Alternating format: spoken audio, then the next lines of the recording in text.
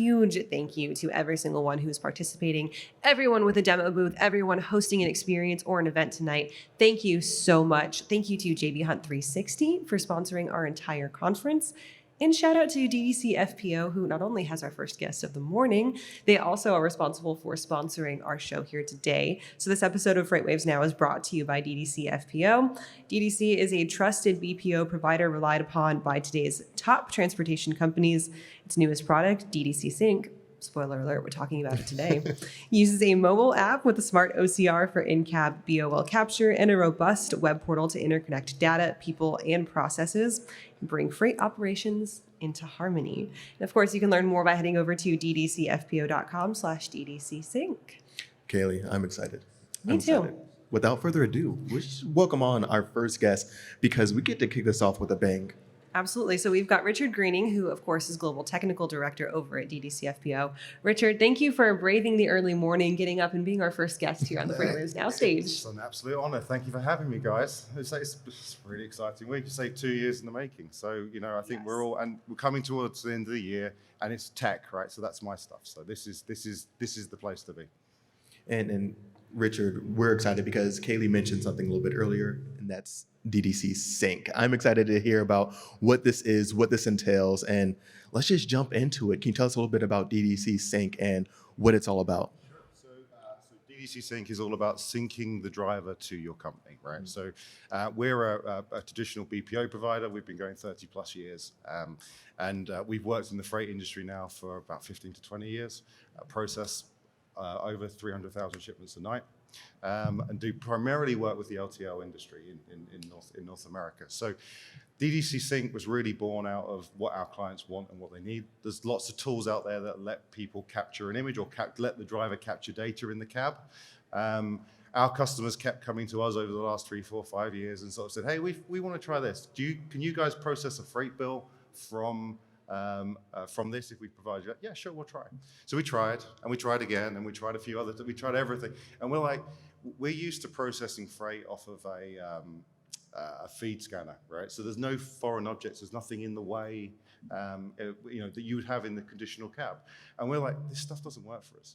If we're gonna have to adopt other people's technology to create our source image, we're on a slow decline. We've got to take back control of this, and we've got to invent something that can get the same level of quality that you would get from a feed scanner. And that was our goal. And that's hopefully what it is. Hopefully, it is what we've achieved, and it's exciting. So building that tech solution in-house is something that I think is honestly kind of underrated, right? You really have to be listening to your customers, understanding what they want, understanding some of their big struggles. One of those big struggles is a reject rate, right? And when it comes to freight data, what does that mean, especially when you're talking about capturing BOLs? Okay, so when we talk reject rate, we're talking about image quality. So we're a data company, right? So what we often say to customers is, you guys ship physical goods, we ship data. Right, that's what we know, and that starts with the good quality image, because without a good quality image, you can't do anything. And then on rejection rates, as everyone in freight will know, even the smallest rejection rate has the biggest impact. When we're talking about image quality, same principle for us. If that first stage isn't done well, nothing else works, and then you've got a load of people working in the background scrambling to make that happen. And can we talk about that? Because let's talk about how that impacts operations and decision making. Because I can only imagine, especially when you're looking at the age of data as well, like how quickly you can make some of these decisions. So another reason for I guess why everyone wanted something like Sync is because traditionally we would get the bill when the driver's gone back to the terminal. It'd go through a feed scanner, and then it'd be processed to us, and that could be like 3, 4, 5, 6, 7, even 8. Or beyond hours after. So time is really important. But as you say, if you've been waiting that long and the image isn't good, then you're starting all over, and someone might not pick up that for another 4 hours, 3 hours next day. And by that time, goods could be sitting on a dock. It could be misrouted, and therefore, your audience knows what that causes when it comes to delays and costs and what the impacts are of doing that. But from our perspective, we just think about that data piece. And that's often when I talk to our clients, they just think about the physical stuff in front of them. And once we turn them onto that, like the penny drops. So building that solution is taking something that you don't necessarily have control over as DDC FPO, right? Like you cannot manage the quality of that input data. and then you build a solution that takes that quality and says, okay, let's put this to an acceptable standard and then move it in through your output quality. How do you guys make sure that that output quality is absolutely top notch, or is that the secret sauce that we're not giving away? That is the secret sauce. Absolutely, that's the secret sauce. But we can talk about that. So one of the analogies I guess we've come up with now over the last years, the easiest way to describe it is anyone can like take an Android phone and take a photo from the app, right? You've got to trust your driver to do that, right? It's not rainy and there's not stuff in the background. It's not like moving. They don't really necessarily take good care of the freight bill, let alone thinking of when they need to take a photo of the freight bill. Right. So the kind of thing we came up with is it's like bowling, right? Anyone can roll a strike, throw the ball down there and get lucky and get a 10 out of 10, make a strike. What DDC Sync does is it puts the bumpers in the lanes. So if anything, you don't get a gutter ball with our product. That's what happens is you say, it will hit the bumper, it will come back in, you might score a 5, you might score a 6, hopefully you'll get a 10 every time. That's kind of how it works. And we do that using, just giving you the tech side of it. Our biggest difference in our technology is we don't let the driver actually push a physical button on the screen. We have something called the depth perception border, and we have an augmented reality border. So the augmented reality border is looking for something that resembles a bill of lading to ensure you get the whole page, right? And then the depth perception border, basically you touch these two things together on screen, and that intuitively teaches the driver to hold the page a certain distance away from the phone, optimizes for light, allows then the phone to refocus, optimize the contrast to try and get that consistently good image. And then after that, we have OCR that's locally built into the phone with a competency score. And we will check the characters. If it's not readable, it gets rejected. The driver has to retake it there and then before he goes on to his next job. And if it's accepted, it goes up to the cloud and it's available in your system in real time. And that's excellent. So back to kind of like some of the decision-making aspects around this, because now at this point you can start planning things out I think a little bit better.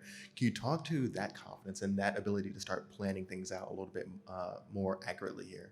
Yeah. So we launched Sync in January of this year. We didn't expect to have a live customer. We did a load of proof of concepts in the 18 months in the build-up.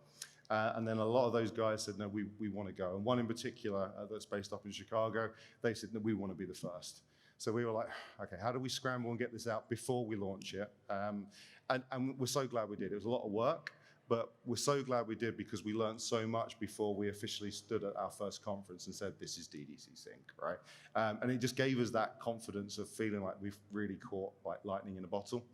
And it really is, as you said, the load planning piece.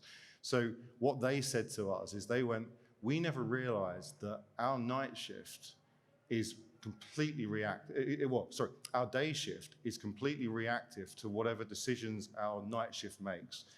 Now that we have the data in real time, we've got the data before the day shift goes home, so we can actually now be proactive for blocking out the night shift. And then by doing that, our day shift is now starting on the stuff that they need to do. So it shifts that paradigm. If you can move things up 4, 5, 6 hours, all of a sudden companies start going, we work in this in a different way. And that's been exciting this year, is every time we go into one of our clients that we've worked with for many years and explain, yeah, we do this for you, but if we can show you this is really going to make you think.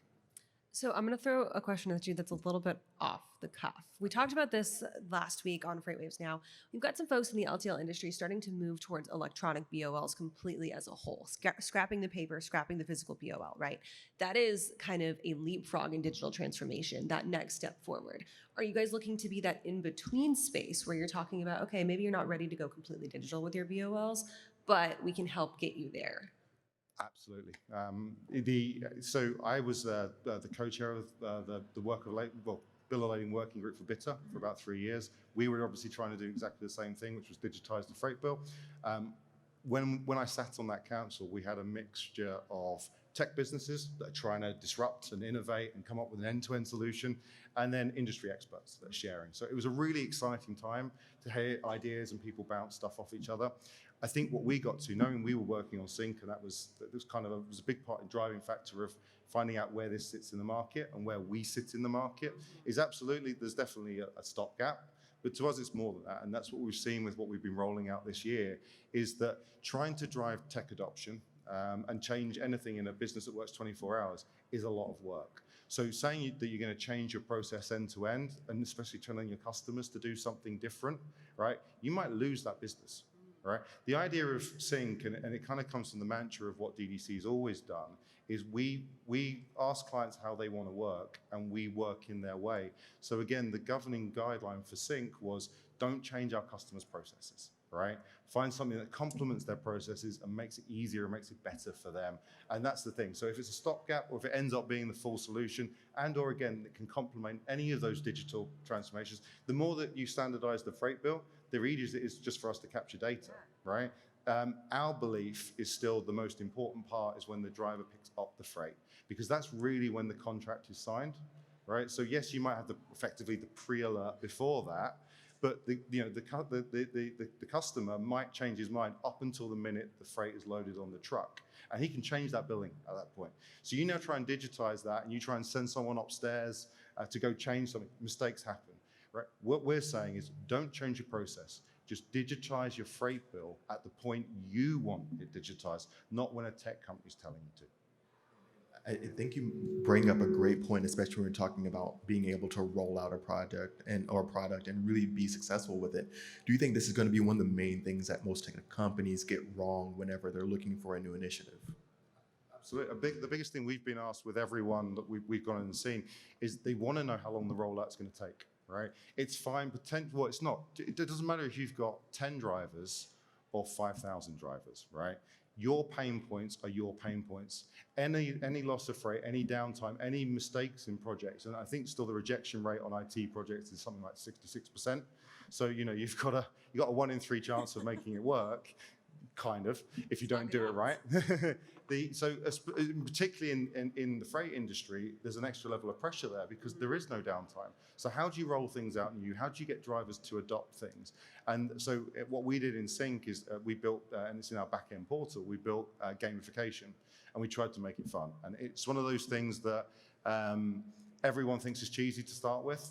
And the thing I always say is, look, my wife bought me a toothbrush for Christmas last year, and it smiles at me when I've done it for 2 minutes, right? I brush my teeth for 2 minutes at least every day. If it's 2.5, I get smiley, I get a big star. Absolutely. And that's it. So it seems a lot of drivers are old and they don't want to embrace tech. The trick is to try and find ways to change that, right? Yes, some of it could be cheesy and corny, but also people are competitive. So you find ways to pit dispatch team versus dispatch team or terminal versus terminal, and you make it say sportsy and kind of cool like that. There's loads of things you can do, and there's data for everything now. So it's all about measuring your metrics, and that's what we're trying to do when we do. It doesn't matter how big the company is, but for them, they know what their rollout time is, and it's our goal to help them achieve that. Legacy component, the legacy tech, I've done it this way my entire career. Why should I change it now? That is like one of the biggest kind of mood killers when it comes to talking about tech adoption, right? Like you've got someone who's sitting there and saying, you know what? I'm not changing my process. I've been behind my truck for 35 years and I'm not changing a thing about it. And that can kind of be tough when you're building out this new product because you truly have to understand the market you're going into and what your customers are asking you to do. You don't want to deliver on something where they're like, why would I need this? I didn't ask for it, right? What are some of those things that you guys learned when developing DDC Sync that really stuck out that carriers are truly looking for, not only in changing how they work on a day-to-day basis, but how they can work into the future? So first example was the gamification piece. They didn't know they wanted that, but once you explain it, it kind of makes sense to them. Yeah. And again, the reason this isn't called DDC Smart Capture, that's just a component of it. And as I said at the start, it's about syncing the driver to the company. The other components that we've built out that they've kind of said, well, if we're going to put the mobile app, could we do this? And we could do that. And obviously in the last couple of years while we've been developing this, we've gone through a pandemic, gone through an ongoing driver shortage. You've got states dropping the legal age for learning to drive. So you've got a new generation of people coming through, right? That walk into a carrier or work into their job, and they're expecting to have an Uber experience, right? And they're like, pad and paper. Like it's like, and you can see that you can understand why these guys think that they're going to be the CEO in 3 years because to them it's so simple. And there's a balance, right? The reality is you've got to respect what's come before you, right? And realize that this stuff works and these businesses are successful because they've done things a certain way and they've built those relationships and they're stable. But at the same time, you need to embrace where we're going. So again, whatever happens next year, if there's a downturn or whatever, technology plays a big. When people talk about scalability, they instantly think about growth. Absolutely, but it also works the other way too. The more you adopt tech and you can use tech, however gradually you put that adoption into your business, it helps on both sides. Of course, with decision making, especially with the CEOs, when you're looking at that leadership team, we're looking at maybe CIOs, CFOs, and that decision making process really kind of leans heavily on them. What can they look for that confidence, I guess, when looking to invest into a new product to say, all right, I can make these promises, and is this going to be the real deal?